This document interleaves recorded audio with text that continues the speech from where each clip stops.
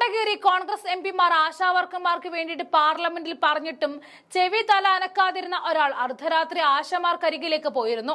എപ്പോഴാണെന്നറിയാമോ? കേന്ദ്ര ആരോഗ്യ വകുപ്പ് മന്ത്രി ജെ.പി. നദ്ദ ആശമാർക്കുള്ള വേതനം കൂട്ടിക്കൊടുക്കാമെന്ന് പറഞ്ഞതിന് ശേഷം. അതായത് ഇതെല്ലാം ഞാൻ കാരണമുണ്ടായതാണ് ട്ടോ എന്ന മിഥ്യാധാരണ ഉണ്ടാക്കിയെടുക്കാൻ സുരേഷ് ഗോപിയാണ് കഴിഞ്ഞ ദിവസം കേന്ദ്ര പ്രഖ്യാപനം വന്നതിന് ശേഷം പോയത്.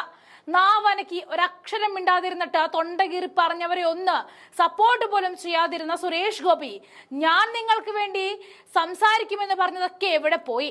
എന്നിട്ട് അവസാനം റിസൾട്ട് വന്നപ്പോൾ ഉറക്കമൊളിച്ച് പഠിച്ചവനല്ല കോപ്പി അടിച്ചവനാണ് മാർക്ക് കൊടുക്കേണ്ടതെന്ന് പറഞ്ഞാൽ അതെവിടുത്തെ ന്യായമാണ്?